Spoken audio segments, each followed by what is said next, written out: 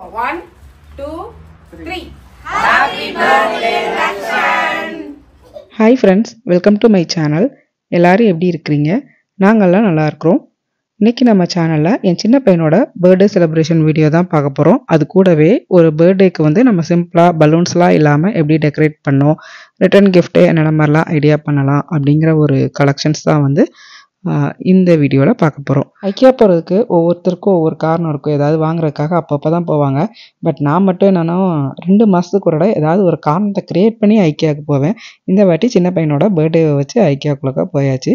Last டைமும் அவனோட birthday celebration அப்போ ரிட்டர்ன் கிஃப்ட்டுக்கு ஐக்கியாவில் தான் வந்து கிஃப்ட் எடுத்திருந்தேன். அப்போ வந்து ஒரு கிளாஸில் வந்து ஸ்கொயர் ஷேப்பில் ஒரு பவுல் மாதிரி எடுத்திருந்தேன்.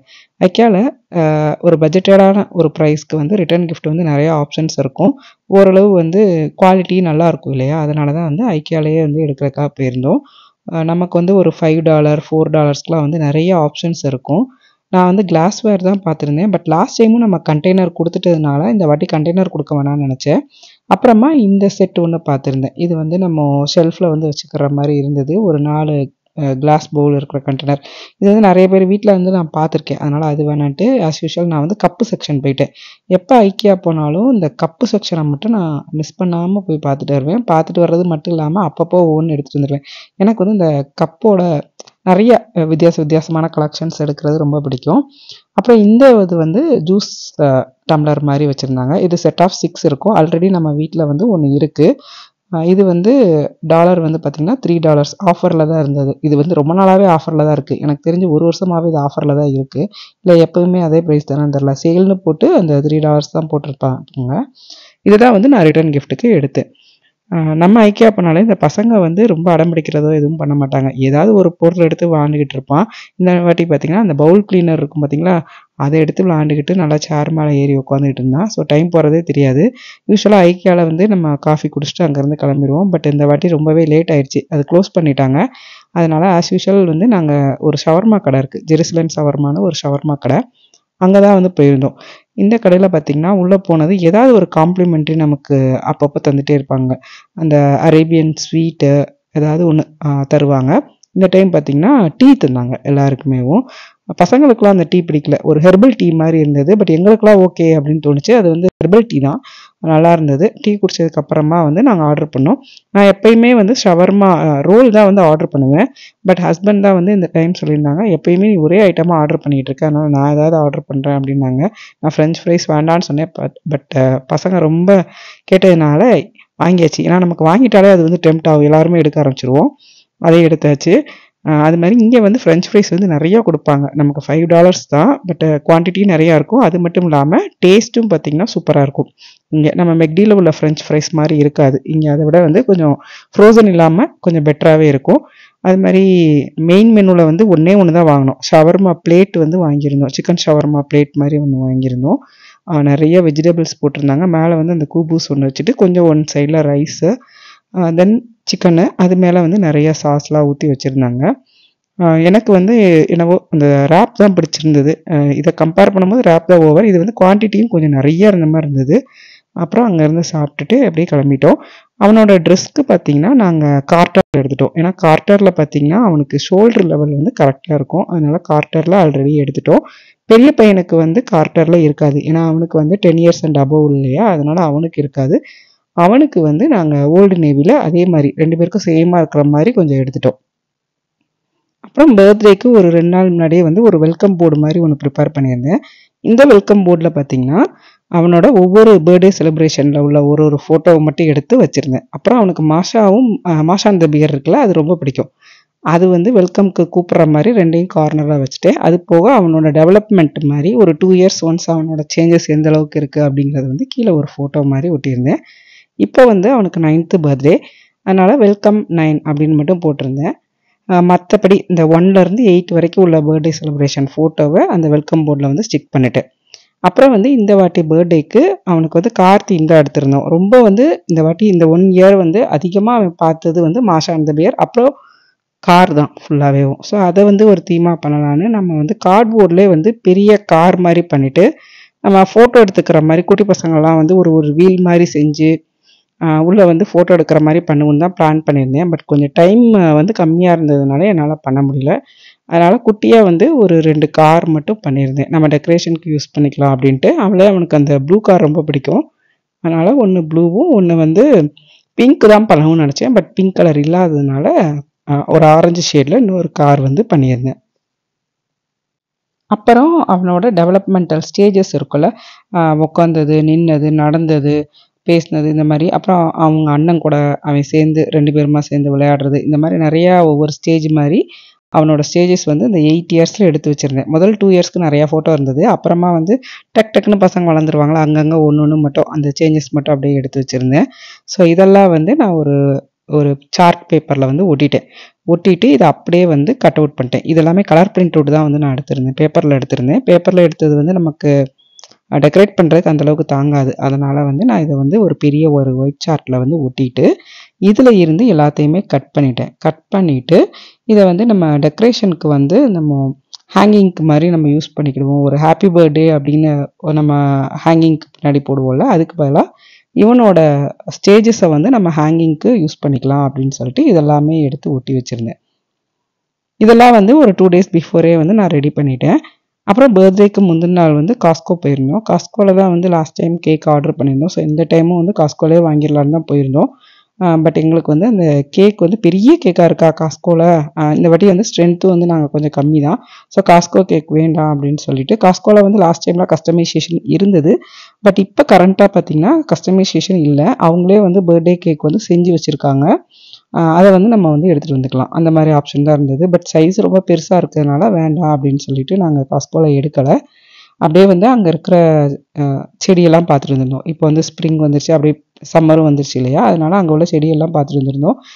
நம்ம ஊர் ஹைபிஸ்கஸ்லாம் வச்சுருந்தாங்க. ஹைபிஸ்கஸ்லாம் பார்த்திங்கன்னா பயங்கர ரேட்டு, $40 வச்சுருந்தாங்க ஹைபிஸ்கஸு. ஒரு ஓரமாக இருந்தது. மற்ற பிளான்ட்டெல்லாம் வந்து ரொம்பவே நல்லா இருந்தது. பட் நாங்கள் எதுவுமே வந்து காஸ்கோவில் எடுக்கலை. அப்புறமா ஆர்சிஎஸ்எஸ் போயிட்டு அவனுக்கு பிடிச்ச பிளாக் ஃபாரஸ்ட் கேக்கு, அது வந்து கொஞ்சம் சின்ன சைஸ் தான், அதுவே வந்து வாங்கிட்டு வந்துட்டோம் நமக்கு போதும் அப்படின்ட்டு. அப்புறம் டெக்கரேஷனுக்கு வந்து நைட்டு வந்து ஸ்டார்ட் பண்ணோம். இந்த பேனரை வந்து ஆரம்பித்தோம். அதில் வந்து ஆணி அடிக்கிற சத்தத்தை கேட்டுட்டு அப்படியே உடனே பக்கத்து வீட்டுக்காரவங்க வந்துட்டாங்க. அப்புறம் அப்படியே ஸ்டாப் பண்ணிவிட்டு மறுநாள் பார்த்துக்கலான்னு விட்டுட்டோம்.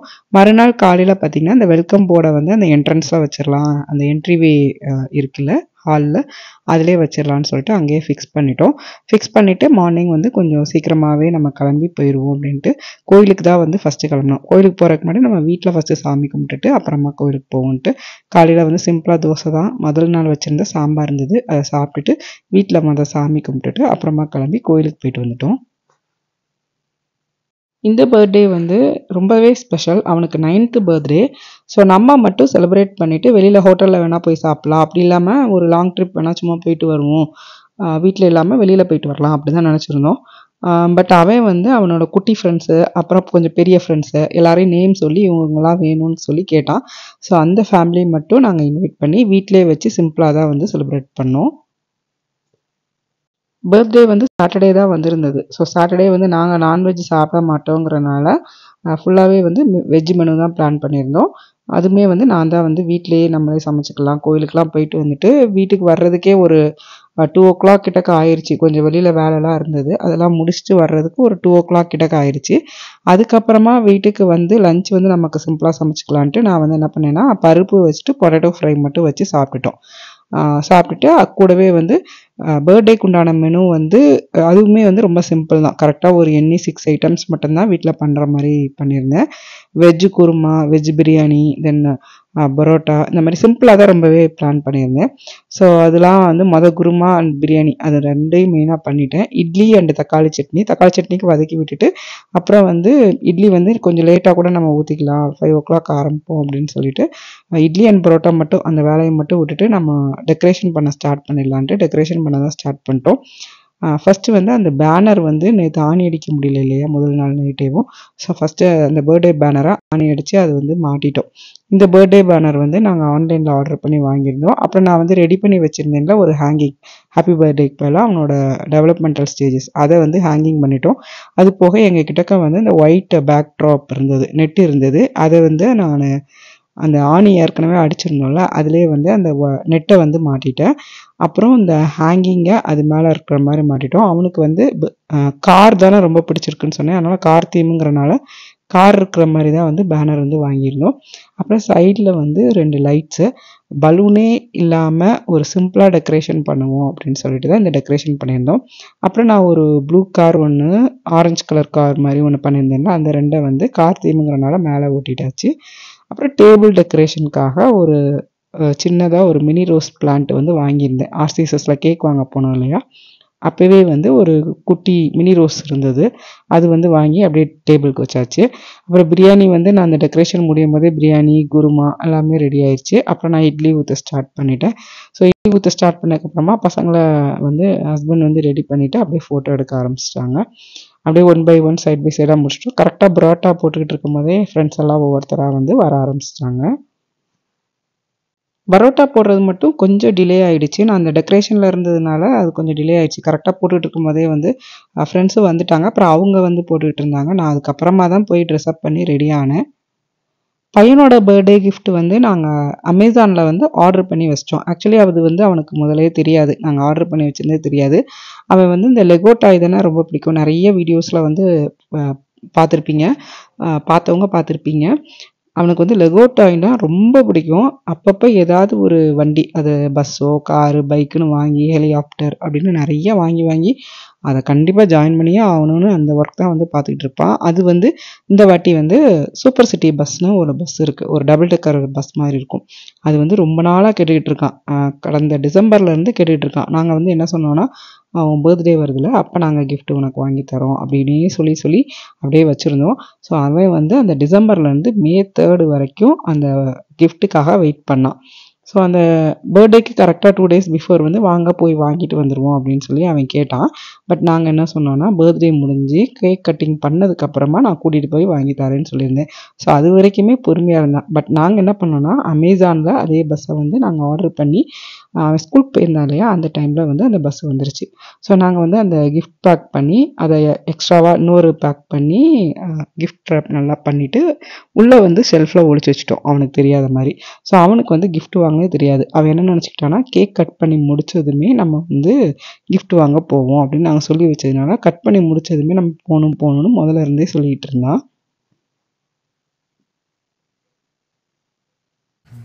Happy birthday to you. Happy birthday to you.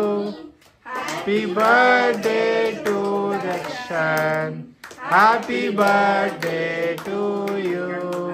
Cake cut பண்ணும்போது யாரெல்லாம் இருக்கணும்னு முதலே வந்து சொல்லி வச்சுருந்தான்.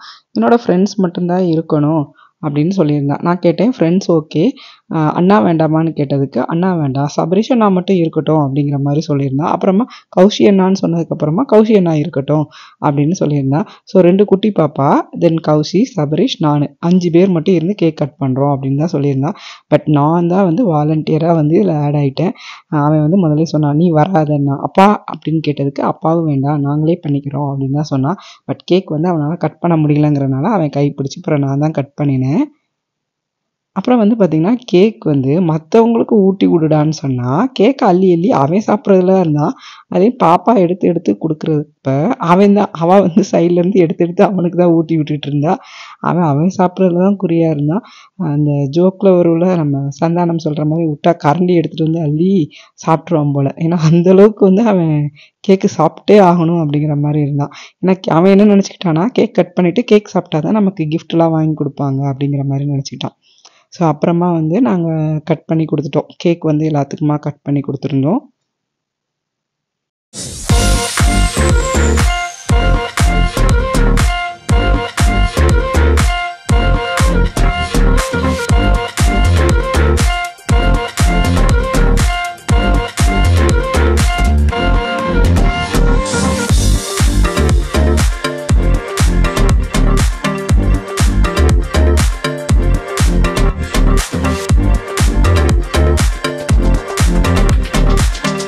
இந்த வீடியோவில் பார்த்தீங்கன்னா தெரியும், அவன் வந்து அவனோட கிஃப்ட்டை பற்றி தான் கேட்டுக்கிட்டு இருந்தான்.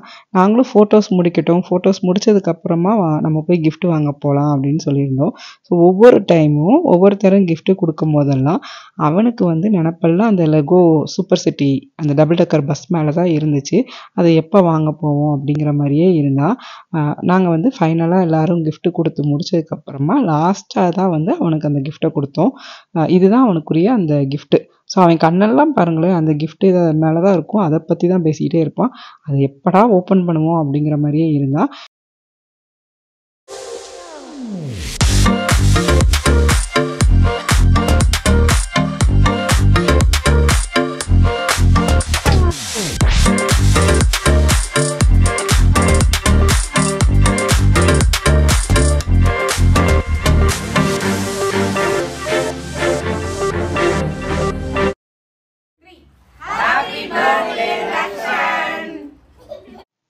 கார் தீம் இருக்க மாதிரியே வந்து கேக் டாப்பரு, அப்புறம் கப் கேக் டாப்பர் எல்லாமே வந்து தனித்தனியாக வந்து ஆன்லைனில் வந்து நான் ஆர்டர் போட்டிருந்தேன். ஆக்சுவலாக வந்து கப் கேக் வந்து நான் வீட்டில் தான் பண்ணிடலான்னு நினச்சிருந்தேன். பட் டைம் இல்லை. பர்த்டே கேக்கே ஆக்சுவலாக வீட்டில் தான் பண்ணலாம்னு நினச்சேன். ஹஸ்பண்ட் தான் வந்து ரொம்ப ரிஸ்க் எடுத்துக்கிடாத, உன் கேக்கை சாப்பிட்டு யாரும் ரிஸ்க் எடுக்க வேணாம் அப்படின்னு சொல்லிட்டு கடையிலேயே வாங்கிக்கலாம் அப்படின்னு சொல்லிட்டு கடையிலேயே வாங்கியாச்சு. ஸோ கார் தீம்க்கு மேட்ச் ஆகிற மாதிரி எல்லா டாப்பரும் செலக்ட் பண்ணியிருந்தோம். பட் நாங்கள்லாம் இங்கே இந்த கேக் சாப்பிட்டுட்டு இருக்கக்குள்ளக்கே அவனோட ஆர்வம்லாம் இந்த கிஃப்ட்டை பிரிக்கிறதுல தான் இருந்தது. ஸோ 2 பேரும் 2 குட்டீஸுமா சேர்ந்து கிஃப்ட் பிரிக்கிறதுக்கு போயிட்டாங்க. Open it.